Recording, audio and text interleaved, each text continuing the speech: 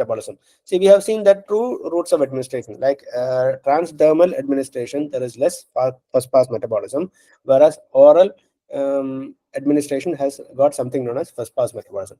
So what is meant by first pass metabolism? See, if you are giving a drug through the oral route, it goes through the esophagus into the stomach, where it is to the stomach and small intestine, from where they are absorbed into the portal venous system. Through the portal venous system, it reaches the liver. From the liver, the drugs are metabolized. We know that the phase 1 reaction, phase 2 reaction occur in the liver. So, if you are giving any drug through the oral route or even perrectal route, they pass through the portal venous system to reach the liver, where they are biochemically processed, and then only it reaches the systemic circulation. So this is known as the first pass metabolism. So what is the significance of first pass metabolism is that the effectiveness of the drugs is altered by the first pass metabolism. Again, this is a more detailed diagram of the first pass metabolism. If you give oral medication, it is metabolized and destroyed by the liver before it goes to the heart. Okay, so that is the problem with first pass metabolism. So this is a phenomenon where the concentration of a drug is greatly reduced before it reaches the systemic circulation due to hepatic metabolism. That is known as first pass metabolism, and the first pass metabolism happens mostly in the orally administered group of drugs. So what is a consequence? You have to give a larger dose of drug to be given orally than if it is given by other routes.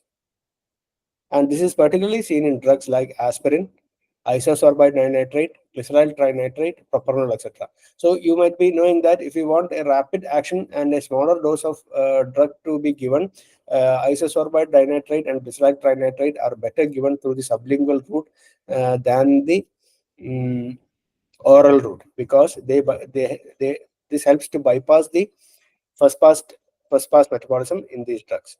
Okay, so that is the importance of the first pass metabolism. Again, drugs with a high first pass metabolism should be used in caution with chronic liver disease, because poor hepatic function may lead to their accumulation because of increased bioavailability. That is the thing also. Suppose if you give a large amount of aspirin for a patient with liver disease, usually a smaller amount of the drug reaches the systemic circulation.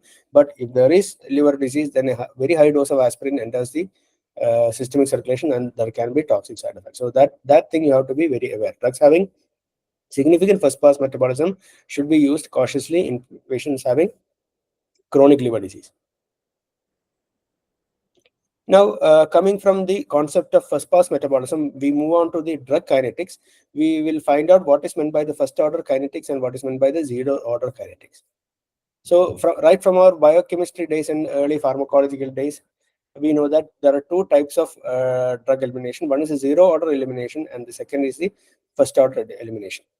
See, the zero order elimination is one where a constant amount of drug is eliminated per unit time, irrespective of the drug concentration. Okay, so if you give one drug, the drug is eliminated from the body at a particular fixed rate, and it is independent of the concentration of the drug. One classic example of zero order kinetics is the lipid soluble drug ethanol.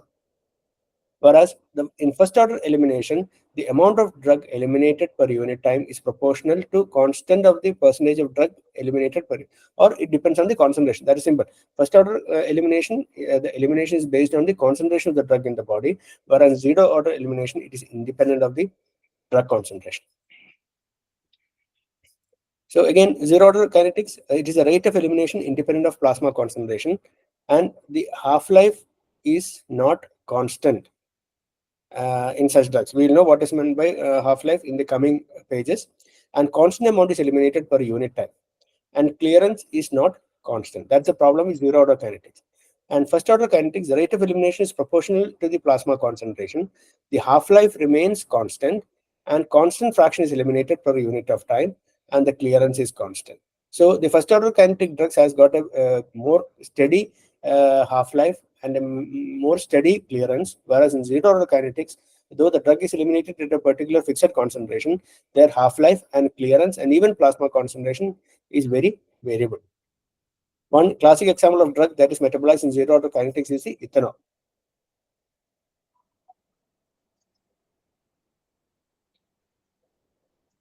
Again, this is an elaboration of what we have discussed already. Zero order kinetics, the rate of metabolism. Sorry, just a minute. The rate of metabolism. Zero order kinetics involves classic examples includes phenytoin and alcohol. Includes drugs phenytoin and alcohol, two classic drugs that are metabolized by zero order kinetics. And the zero order kinetics describes the metabolic pathway becoming saturated, resulting in a constant amount of drug being eliminated per unit time. That is, the metabolism is independent of the concentration of the drug.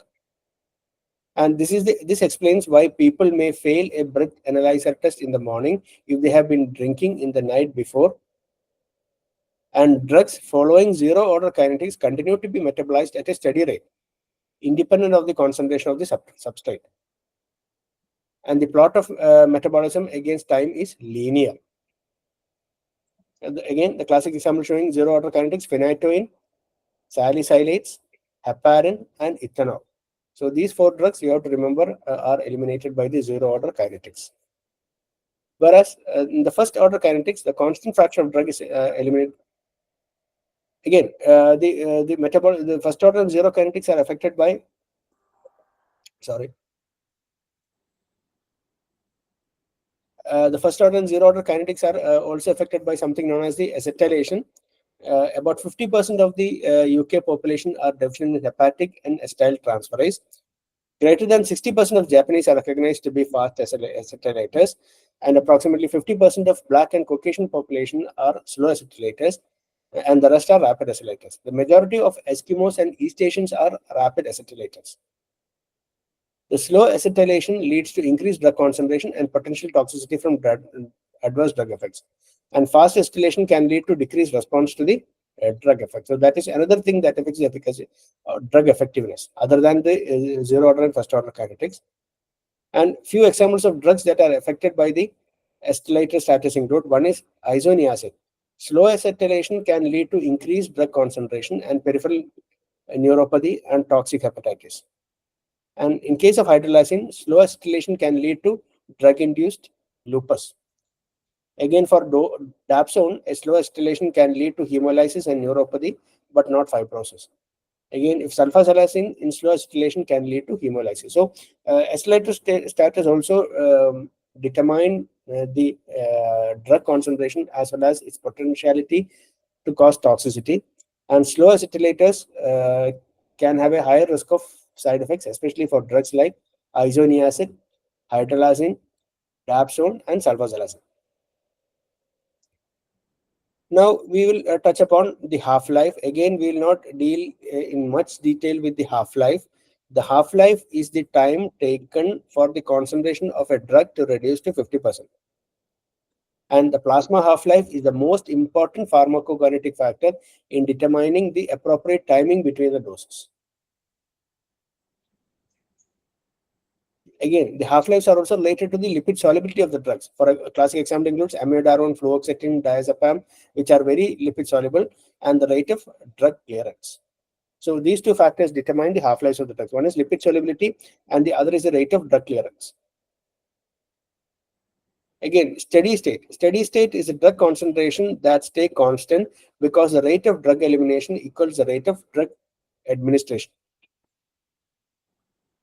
And it usually takes one half-life to reach 50% of the steady state level, two half-lives to reach 75%, and three half-lives to reach approximately 87.5% of the plasma concentration, and four half-lives to reach 93.75%. And complete steady state attainment takes about 4 to 5 half-lives of the drugs infused at a constant rate. And 90% of steady state is reached within 3.3 half-lives. So these things also you have to know what is meant by half-life. That is the amount taken for the drug to reduce 50% of the plasma concentration. And about 4 half-lives is required for the steady state to reach 93.75 or 3.3 times the half-life. The steady state is about 90%. Again, next point is the trough level, the lowest concentration of the drug reached by a drug before the next dose is administered. And it is often used in therapeutic drug monitoring. And half-life is the major determinant of trough concentration. So, and the peak is the highest level of medication in the blood, while a trough level indicates the lowest concentration. So this is the diagram which shows the concept of peak level and the trough level. So peak level is the maximum plasma concentration level of the drug reached. This is the peak level, and trough is the lowest concentration reached by the effect, by the drug before the next dose is administered. And the time interval between the peak and the trough level, the peak plasma concentration, the trough plasma concentration level, the half-life is a major determinant of that. And a peak is the highest level of medication in the blood, while a trough level indicates the lowest concentration of the blood. So these 2 points also you have to know what is meant by peak effect and peak level, and what is meant by the trough level. And these two are determined by the half-life of the drug. Then the concept of affinity and efficacy. See, drug affinity is the measure of the tendency of a drug to bind to its receptors. And drug efficacy is the maximum degree to which a drug activates receptors after binding and triggers a cell response. And potency, the concept of potency. The potency of a drug is measured as a concentration required to produce a pharmacological response of a specified intensity. And it is not related to efficacy, but it is dependent on the affinity of the drug. And the concept of therapeutic index, a measure of the safety of the drug. The greater the therapeutic index, the safer the drug is. Drugs with a narrow therapeutic index require monitoring. Example, lithium, theophylline, warfarin, digoxin, and anti-epileptic drugs. So all these points also you have to know. What is meant by the drug affinity? That is the tendency of a drug to receptor to a binder, to a receptor. Drug efficacy, the maximum degree to which a drug activates a receptor. Potency is the concentration required to produce a particular pharmacological response, and therapeutic index is the measure of safety of the drug. The greater the therapeutic index, the safer the drug is. And few examples of drugs having a lower therapeutics or narrow therapeutic index includes lithium, theophylline, warfarin, digoxin, and anti-epileptic drugs.